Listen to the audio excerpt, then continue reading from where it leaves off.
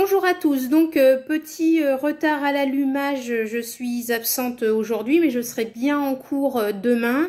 Néanmoins 2 heures d'histoire on va pas les perdre et je vous fais une petite vidéo pour reprendre le fil du cours là où nous sommes arrêtés et vous allez prendre en note toute la partie que je vais faire ici en vidéo et demain on travaillera sur la dernière sous-partie du cours et on travaillera sur la controverse de Valladolid.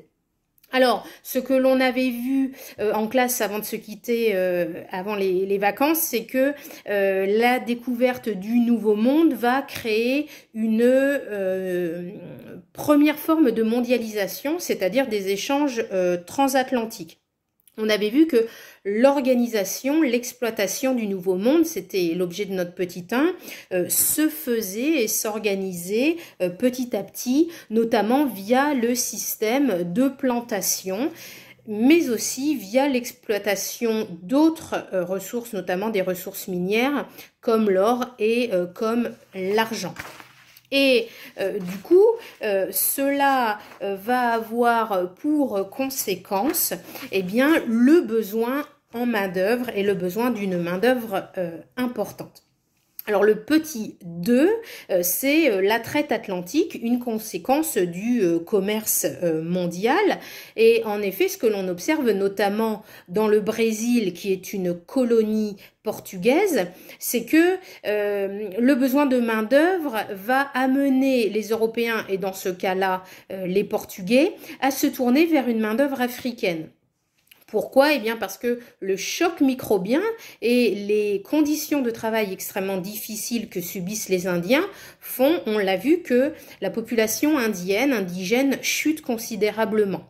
Or, les besoins en main-d'œuvre sont importants et c'est la raison pour laquelle les Portugais, dans par exemple les exploitations de café, de tabac, mais aussi bien sûr les Espagnols, vont mettre en place le commerce triangulaire, la traite atlantique, afin de faire venir une main-d'œuvre venue d'Afrique, une main-d'œuvre donc qui est servile, avec donc une mise en place de l'esclavage.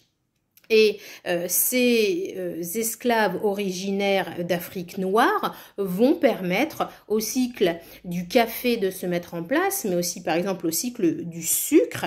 Et la production de ces biens va augmenter et va ensuite, du coup, permettre à l'empire portugais, à l'empire espagnol de s'enrichir considérablement.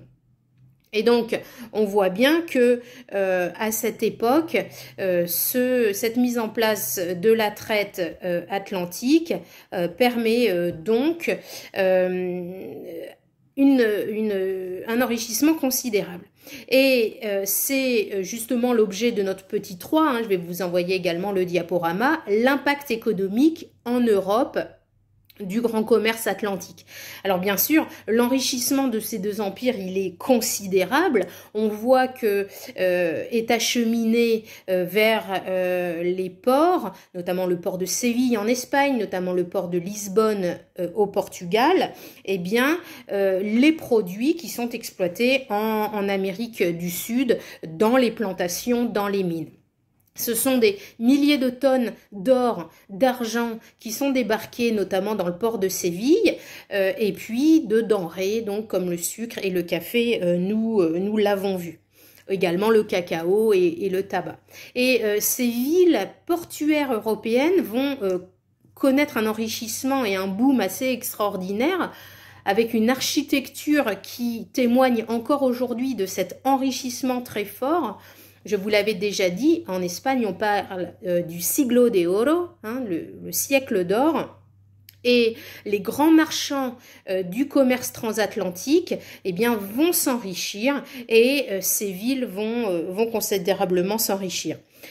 Pour terminer sur ce grand 2, il faut dire que c'est toute l'économie européenne qui est considérablement bouleversée, notamment par l'afflux de métaux précieux, l'or et l'argent, ce qui fait que la quantité de monnaie va considérablement augmenter à cette époque et que, eh bien, les prix vont également augmenter à cette époque.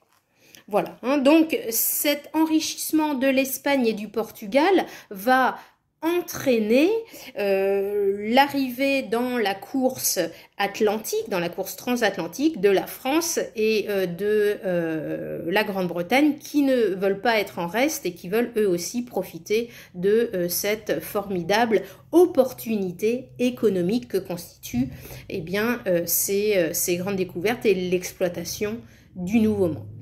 Voilà, j'ai terminé le grand 2 et je vous fais une petite vidéo pour commencer, une autre petite vidéo pour commencer le grand 3. Vous avez travaillé sur les documents que je vous avais donnés avant les vacances, donc une meilleure connaissance du monde.